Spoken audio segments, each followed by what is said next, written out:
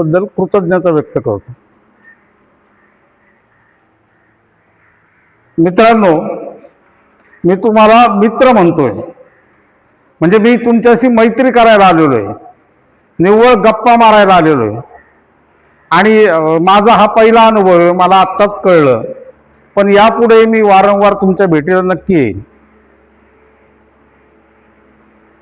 आज सरांनी मला असं सांगितलं, म्हणजे कालच फोनवर बोलले ते, की तुम्ही येऊन इथे माझ्याकडे 150 एकल विद्यार्थी शाळेत रविवारची शाळा या उपक्रमाअंतर्गत येतात, त्यांच्यासमोर तुम्हाला क्रिकेट विषयी काही मार्गदर्शन करता येईल का? मी अजिबात वेळ न दवडता त्यांना येतो म्हणून सांगितलं। आता मी फार मोठा अभ्यासक नाहीये, पण या खेळाचा अनुभव घेतलेला असल्यामुळे, आणि आता माझ्या केसावरून तुम्हाला कळत असेल की माझं वय झालेलं आहे, मी 71 वर्षाचा आहे, पण माझा उत्साह अजूनही तुमच्या तोडीस तोड आहे। हे कशामुळे असेल? माझ्या मनात काही इच्छा आहेत, काही आकांक्षा आहेत, आणि त्या मी आत्तापर्यंत या वयात सुद्धा जाग्या ठेवलेल्या आहेत। म्हणूनच मी इथे तुमच्या बरोबर मैत्री करण्यासाठी, संवाद करण्यासाठी इथे आलेलो आहे। आता आपण माझ्या विषयासंबंधी बोलूयात। खेळ हा माझा विषय आहे।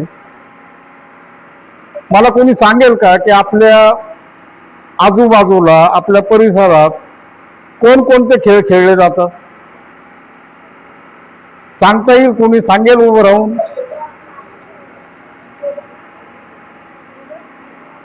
खेळ कोणते कोणते खेळ आहेत आपल्या आजूबाजूला खेळले जातात? हा, सांग। बर, हा, सांग तू। हा, आणखी? बॅडमिंटन। आणखी? ओके।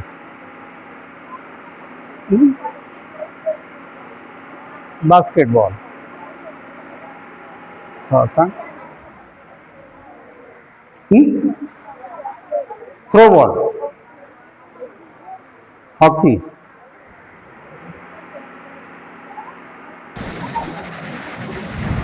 चालेल, आता जवळजवळ झाले सगळे ना? काय वेगळा?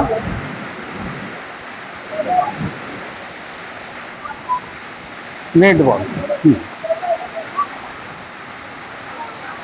आता मी तुम्हाला सांगतो, फार पूर्वी साधनं नव्हते, कुठल्या सूचिता नव्हत्या, त्या काळामध्ये आपल्या आजूबाजूला, आपल्या परिसरात खो खो, कबड्डी यासारखे खेळ खेळले जायचे। त्याला आपण आजही भारतीय खेळ म्हणतो। आता क्रिकेट, हॉकी सुद्धा तसा भारतीय म्हटला तरी चालेल, कारण तो फार अगोदरपासून खेळला जातो, पण त्याची बीज सुद्धा विदेशातच उगवलेली आहेत। पण बाकीचे जे खेळ आहेत, हे थ्रोबॉल, नेटबॉल यासारखे खेळ, हे याची संस्कृती बाहेरची आहे। कबड्डी, खो खो हेच मुळात आपले, या बाहेरची जी संस्कृती भारतामध्ये आली, त्याबरोबरच क्रिकेट खेळ लंडनवरून भारतात आला। पण मित्रांनो, आज अशी परिस्थिती आहे की त्या खेळात, म्हणजे क्रिकेट इतकं इथं भारतामध्ये रुजलं, आणि आज अशी परिस्थिती आहे की इंग्लंडलाही आपण त्यांच्या देशात जाऊन हरवायला लागलो। भारत हा आज मितीला जे 20 षटकांचं क्रिकेट आहे, त्या क्रिकेटमध्ये जगज्जेता आहे। तर हे भारतात एवढी क्रांती कशी झाली? कारण तुमच्यासारखी नवीन मुलं त्या खेळाकडे आकर्षित झाली। नुसतीच आकर्षित झाली नाही, तर त्या खेळाचा ध्यास घेतला आणि क्रिकेट आपल्या देशाच्या सीमा ओलांडून जगात पोहोचलं. आता पुरुषांच्या बरोबर स्त्रियांनी पण क्रिकेट खेळायला सुरुवात केली. स्त्रियाही आता भारताबाहेर पोहोचल्या. नव्हे त्या जगातल्या चांगल्या टीममध्ये त्यांची पण गणना झाली. हे कशामुळे झालं असेल? तर कोणत्याही खेळाचा पाया हा भक्कम असला की इमारत मोठी होऊ शकते. आज तुम्ही जर का कोणताही खेळ, क्रिकेटच नव्हे कोणताही खेळ मनापासून खेळलात, शिस्तीने खेळलात, प्रामाणिकपणे खेळलात आणि रेग्युलर नीट सराव केला तर तुम्ही सुद्धा आंतरराष्ट्रीय पटलावर पोहोचू शकता. ती ताकद तुमच्यामध्ये आहे. प्रश्न येतो साधन आणि सुविधेचा, तर आता तेही अवघड राहिलेलं नाहीये. आता कुणीही समाजातली मान्यवर व्यक्ती पुढे येतात, तुम्हाला त्या साधना सुविधा पुरवतात. तर तुम्ही सुद्धा, आता तुमचं बालवय आहे, या वयामध्ये थोडी शिस्त अंगी आणली पाहिजे, सातत्य अंगी आणलं पाहिजे आणि जे करतो ते प्रामाणिकपणे केलं पाहिजे.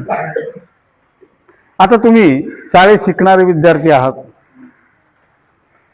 हे जर का तुम्ही शाळेत वेळेवर गेला, सर शिकवतायत, मॅडम शिकवतायत, त्याच्याकडे जर प्रामाणिकपणे लक्ष दिलं, मनपूर्वक लक्ष दिलं, तर तुम्हाला घरी येऊन फार अभ्यास करायची गरज लागत नाही.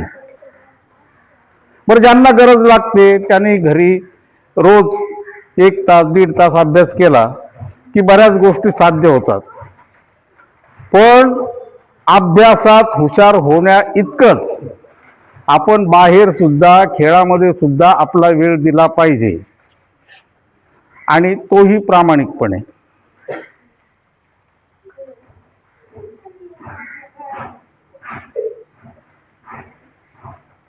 तर मीही तुमच्या अवस्थेतून गेलेलो आहे.